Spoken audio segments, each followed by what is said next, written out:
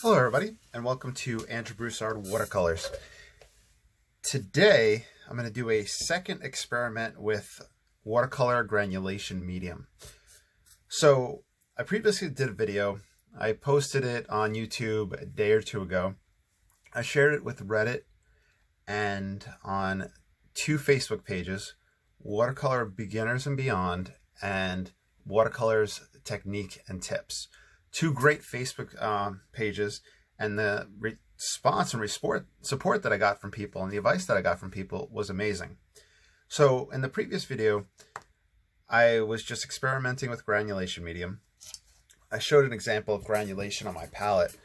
This, is happening from the burnt umber mixed with either ultramarine blue or the phthalo blue. So you can kind of see that texture that takes place, and that's the goal of this, is to try to achieve that texture utilizing this medium. So previously all I did was paint out a swatch of color, and I had used alizarin crimson and the phthalo green, and then after I kind of painted it out, I mixed the granulation medium directly into it, and I really honestly wasn't seeing any results. So the feedback that I got, there was a lot of different information and knowledge that people were sharing. First thing, people were saying, one person had said that maybe the Schminke brand might be better, but I don't know what granulation medium actually consists of, so I'm really not sure how it'd be from one brand to another. Second thing that somebody had mentioned, they had asked, does it expire? They had asked somebody else that, and they hadn't gotten a response on it. Other people had said that they work really well with acrylic inks. I have these Dr. P.H. Martin inks that I don't know if they would be considered acrylic. They're India ink, but they probably have like a shellac base in them. So I'm not sure if I'm going to experiment them with in this video, but that experimentation will take place at some point. Another thing that people had said is that it really thrives whenever you're working with a granulating pigment. For example, a granulating pigment is ultramarine blue or earth tones. I was looking on my Kindle on my different brands that I own, and on the information, permanence, light fastness, pigment code, opacity is given by most brands, but I'm not really given granulation information. I think Daniel Smith might provide a lot of that, but I don't really own Daniel Smith paints. So that was one thing. People said the phthalos and alizarin type pigments, or the quinacridone pigments, do not really granulate because they are just super fine pigments. And those are the two I had experimented with. So it didn't really seem to give them a granulation. So that was the first thing, is that it emphasizes granulation that already takes place. Another thing that was constantly brought up was mixing a non-granulating and a granulating, and that from there gave a more emphasis on that granulation and that separation that took place. Other things people brought up, some people said use no water whatsoever and solely dilute with the granulation medium, which I had tried. However, I didn't try it with granulated paints. Other people had said maybe wet the paper completely with the granulation medium. Others even painted in and then applied the granulation medium on top of it. There was one gentleman on the Watercolor Tips and Techniques who had fantastic examples of it. I think that was the way he went around doing it, was feeding it in afterwards. And then beyond that, one person even suggested mixing it in, letting it dry, and then reconstituting it with the granulation medium mixed within it.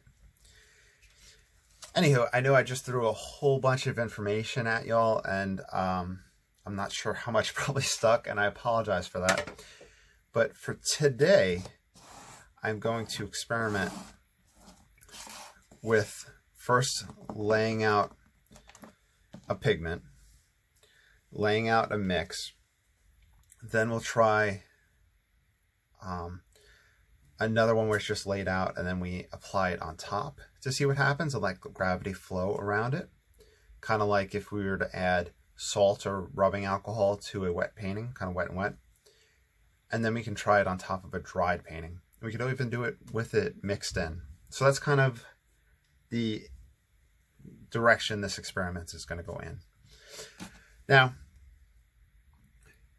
I think we'll start off with our ultramarine blue. Oh, by the way, nobody, and I really mean nobody, had really said anything about paper whatsoever. The Winsor & Newton page, I think, had said something about paper where, you know, where it helps fall into the texture. But honestly, nobody had brought any of that up. Okay, so this is just ultramarine, which I poured a lot out. And I'll try to do a nice big wash of it. This is no granulation medium. And we'll see how it looks.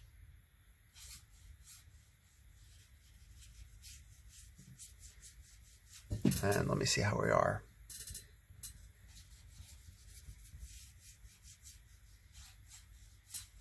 Okay, so we have pure ultramarine. Now I'm going to take some alizarin crimson, which is not granulating, and I'm going to mix that into this ultramarine. By the way, while I do this, just kind of throwing it out there, if you ever want to support this channel, I have links down below, and that helps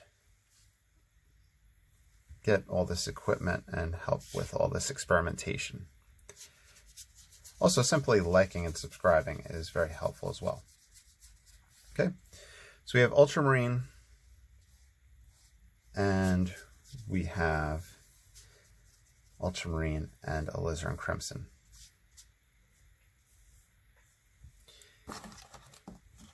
Next, I'm going to paint this in so we can apply on top.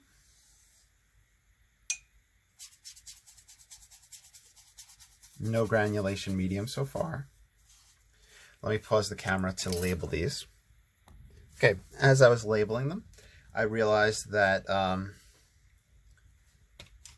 it's not entirely scientific because of the fact that I am not having the same mixture of ultramarine and alizarin in each one. But hopefully we can look past that. So I'm going to let these two dry. Ultramarine and alizarin just mixed. Ultramarine just by itself, just to see the granulation or the texture. This one is still a little damp, so I'm going to pour granulation medium over it, and we'll see how that acts. This is from a pipette straight from the tube, from the bottle. And then we'll let this one dry and we'll apply it after. Let me pause for a second. Okay, this one right here is dry, so I'm going to run some medium over it for us to see what happens. And pick some up and just spread it around. So pure medium right there. Now the next part would be for us to just constitute both of these with no water and solely using our medium. So I have my alizarin here. I'm going to put a little bit more ultramarine out. And then I'll show just adding straight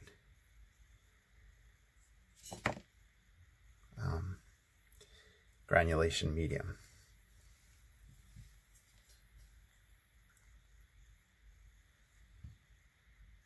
Okay, so you can see how we have a nice puddle in the middle of these two. I'm going to wipe off this brush to try to minimize any outside water. So we're just kind of really trying to get pure medium.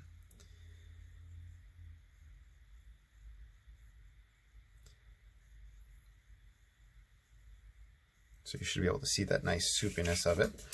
Let me back the camera up a little bit so you can see the bottom of the page.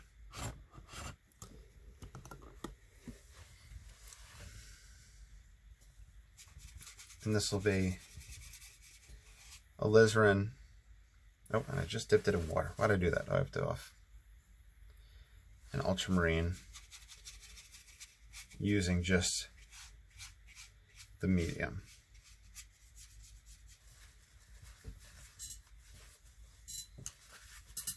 Okay.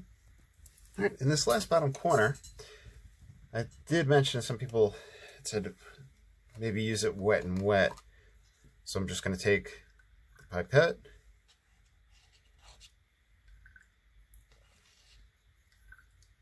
see how it does with saturating.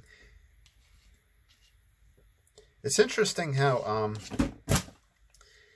I can't think of the term off the top of my head. What is it, like the meniscus on a graduated cylinder? That's that curvature line due to the surface tension of water. I think that's what it is. Regardless, the tension of this stuff holding it together is just very interesting, how puddles.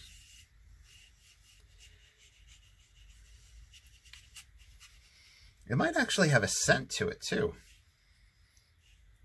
I'm not gonna smell the bottle. I don't think it says anything about being toxic or anything like that. But I know it's not the smartest thing. Okay, this is wet and wet. I also do feel like I truly haven't gotten my sense of smell back yet from COVID. Okay, here I can really see particles taking place. Let me bring this up to the camera. Not everything is dried off yet, but I want you guys to take a look at that, and you can really see the particles taking place there. On that note, let's pause this, we'll dry it, and we'll take a look and see. All right, so I decided to cut them up. It would just be easier to bring them up to the camera. So this is ultramarine, just straight from the tube, mixed with water, and you can see how it has that textured aspect that could take place. Okay. Next, we have just ultramarine and alizarin, just mixed together. And being that ultramarine is granulating, you can see how it's settled out and it creates that texture. So this is no medium added, it's just the two mixed together. We get that effect. Just like how we have that effect resting on my palette right here. Okay. Now, here's where we kind of lose the science a little bit because of the different concentrations in the mixture. But here was when I took the two from the tube, washed, painted it out, and then applied I just took the pipette and applied the granulation medium over it. You may be able to see that little white line right there, because I just dripped some strips of that medium. So that was the only real effect that I had gotten there.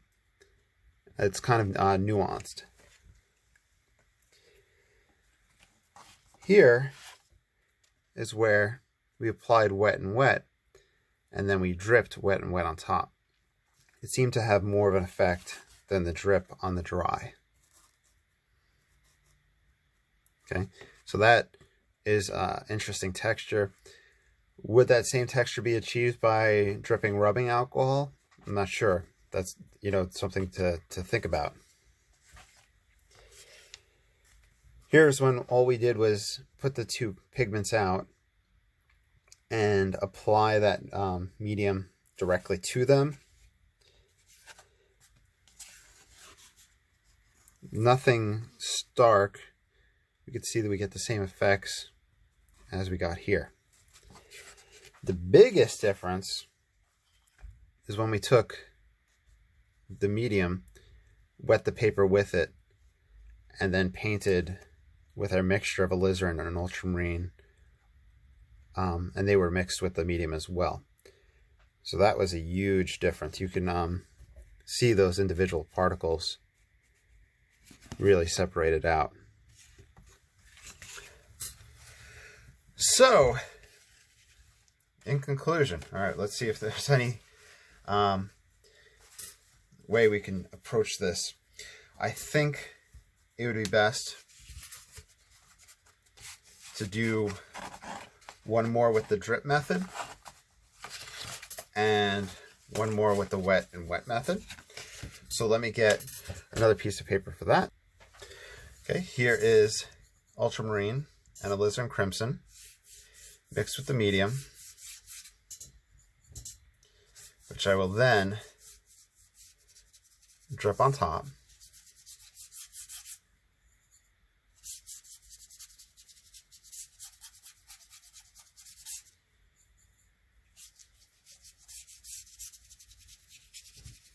Well, it's wet and wet.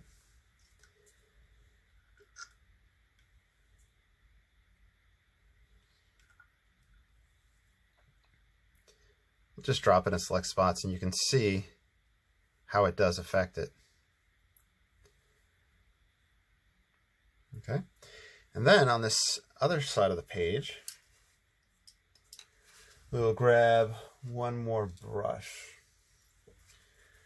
And the reason I'm grabbing one more brush is so I can apply it directly to the surface.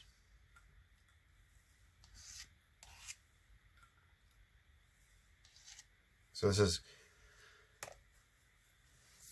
paper wet with the medium. By the way, this paper right here is Fabriano Studio 25% cotton. The previous one was a Stonehenge Aqua. But like I said, nobody had made any remarks on, oh wow, you could see it granulating on the sides of this real time. Okay, anyway, this is now painting onto that wet. So it's probably just packing a punch of the double whammy.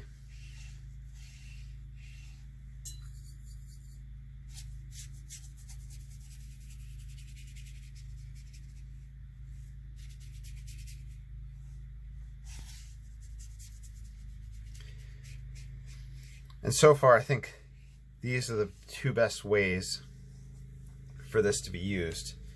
And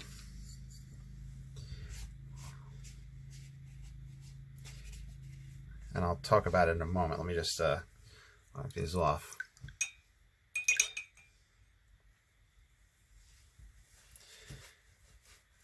All right, so neither side is dry, but we'll talk about the effects. I'll dry them off, and then we'll go from there. So mixed into the medium, uses water to mix the two. Apply it to dry paper, and then dripped on top, we have the most obvious effect. Wet and wet, I see the most tiny separation of particles taking place. So, yeah, this does seem to be a texture adding device. One or both of the pigments have to be granulating, and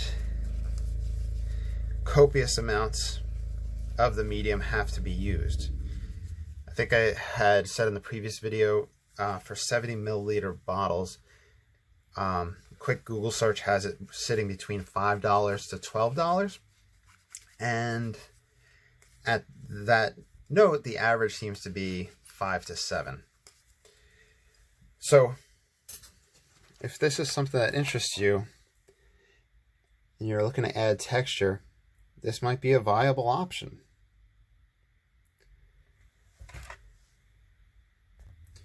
So the dry time is, for me, a little long, but I hope that this was helpful.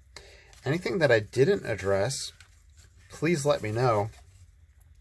I would really like to hear from y'all. What